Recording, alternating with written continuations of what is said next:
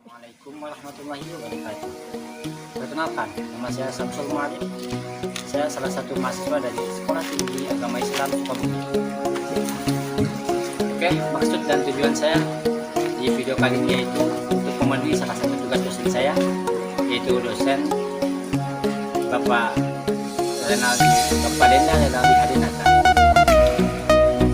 Pertama-tama saya ucapkan terima kasih juga kepada Bapak Denda Renaldi Hadinata yang telah mengizinkan saya untuk dapat memaparkan sebuah video yang berjudul Ilmu Kebudayaan yang mencakup ke dalam 5 poin. Untuk poin yang pertama yaitu pengertian manusia sebagai makhluk yang berbudaya. Yang kedua, siapakah sebenarnya manusia? Yang ketiga, problematika kebudayaan di Indonesia pada zaman sekarang. Yang keempat, tingkat manusia dalam perspektif Islam.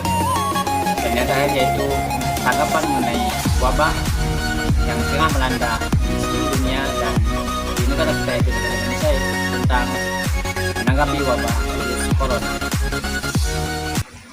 Oke, berlanjut ke poin yang pertama di dalam pembahasan video kita kali ini yaitu pengertian manusia sebagai makhluk yang berbudaya.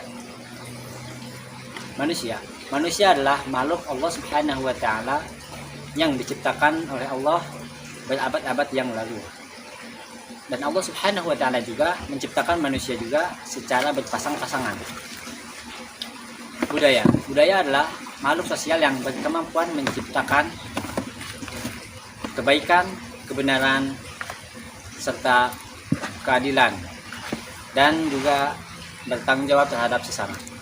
Adapun tujuan dari pengertian manusia sebagai makhluk yang berbudaya yaitu agar dapat dijadikan dasar pengetahuan dalam mempertimbangkan dan mensikapi berbagai macam problematik kebudayaan yang berkembang di masyarakat saat ini.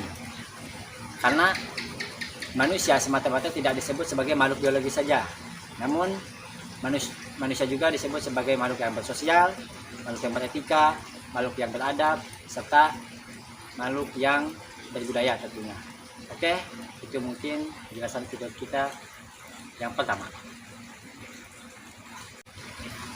Oke, berlanjut ke poin yang kedua di dalam pembahasan video kita kali ini yaitu siapakah sebenarnya manusia? Manusia adalah makhluk Allah yang paling mulia dan paling sempurna yang diciptakan oleh Allah Subhanahu wa taala. Allah Subhanahu wa taala berfirman di dalam surat Al-Isra ayat 70 yang artinya, dan sesungguhnya kami telah memuliakan anak-anak Adam. Quran surat Al-Isra ayat 70. Jadi manusia adalah makhluk Allah yang berakal dan manusia yang diberikan oleh Allah Subhanahu wa taala berupa kemampuan untuk dapat belajar serta mengembangkan segala macam ilmu pengetahuan.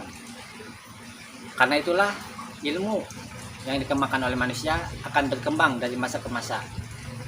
Seiring berkembangnya zaman, seiring berkembangnya ilmu pengetahuan yang dikembangkan oleh manusia tersebut, maka akan semakin pintar pula manusia itu. Dan seorang pakar biologi mengungkapkan, manusia itu kadangkala sebagai pemain dan kadang pula sebagai penonton di dalam sandiwara kehidupan di dunia ini. Kenapa? Karena manusia sendiri itulah suatu keajaiban terbesar yang pernah diciptakan oleh Allah Subhanahu wa taala. Mungkin itu untuk poin yang kedua. Berlanjut ke poin yang ketiga di dalam pembahasan video kita kali ini yaitu problematika kebudayaan di Indonesia sejak zaman sekarang. Apa sih yang dimaksud dengan problematika kebudayaan? Problematika kebudayaan yaitu sesuatu yang indah jika kebudayaan yang merupakan harta yang berasal dari nenek moyang kita dapat kita pertahankan dan dapat kita lestarikan. Namun seiring berkembangnya zaman, seiring berkembangnya teknologi sekarang ini, kebudayaan sedikit demi sedikit mulai punah. Karena apa? Karena kurangnya kesadaran di dalam diri kita sebagai bangsa Indonesia akan pentingnya kebudayaan. Contohnya, kebudayaan yang hampir punah atau tidak dilaksanakan lagi di zaman sekarang yaitu seperti bermain angklung, mempraktikkan tari-tarian khas daerah dan lain sebagainya. Oleh karenanya kebudayaan itu harus tetap kita jaga dan harus dapat kita kembangkan. Karena apa? Karena kebudayaan merupakan suatu identitas dari negara kita, yaitu negara Indonesia. Oleh karenanya, apabila dibiarkan terus-menerus, maka akan mudah hancur bagi negara kita dan akan mudah dijajah apabila di dalam diri kita tidak menanamkan arti kebudayaan. Oleh karenanya, kita sebagai warga negara Indonesia, mari kita kembangkan dan mari kita lestarikan kebudayaan-kebudayaan yang pernah dikembangkan oleh nenek moyang kita sejak zaman dahulu. Mungkin itu pembahasan video kita untuk poin yang ketiga. Poin yang ketiga di dalam pembahasan video kita kali ini yaitu hakikat manusia dalam perspektif Islam. Yang pertama yaitu manusia sebagai hamba Allah. Sebagai hamba Allah, manusia wajib mengabdi dan taat kepada Allah Subhanahu wa taala. Karena Allah Subhanahu wa taala adalah selaku pencipta. Karena hak Allah Subhanahu wa taala itu untuk disembah dan tidak disekutukan. Allah Subhanahu wa taala berfirman di dalam Quran surat ke-98 ayat 5 yang artinya, padahal mereka tidak disuruh kecuali supaya menyembah Allah dengan memurnikan ketaatan kepadanya dalam menjalankan agama yang lurus. Quran surat ke-98 ayat 5. Dengan demikian, manusia sebagai hamba Allah akan menjadi manusia yang taat, patuh dan mampu melakoni perannya sebagai hamba yang sangat mengharapkan ridho dari Allah Subhanahu wa taala. Yang kedua yaitu manusia sebagai an-nas. Berdasarkan fitrahnya, manusia itu adalah makhluk sosial. Kenapa manusia disebut makhluk sosial? Karena manusia itu sangat membutuhkan orang lain. Karena manusia itu diciptakan ke bumi ini secara berpasang-pasangan, tidak hidup dengan sendirian. Karenanya manusia itu sangat membutuhkan manusia yang lainnya untuk bisa mengembangkan potensi-potensi yang dimiliki oleh manusia tersebut. Poin yang ketiga yaitu manusia sebagai khalifah. Dapat dijelaskan kenapa sebutan khalifah itu merupakan sebutan anugerah dari Allah kepada manusia. Karena manusia tersebut selanjutnya akan diberi amanah oleh Allah Subhanahu wa taala untuk menjalankan khalifah tersebut. Contohnya seperti memimpin sebuah kaum atau sebuah negara, memimpin sebuah kerajaan, dan yang paling contoh yang paling signifikan yaitu menjalankan rumah tangga di dalam kehidupan kita nanti. Poin yang keempat yaitu manusia sebagai Bani Adam. Di dalam Al-Quran dijelaskan bahwa manusia adalah keturunan Bani Adam dan bukan berasal dari evolusi dari makhluk lainnya, seperti yang telah dikemukakan oleh Charles Darwin pada zaman dahulu.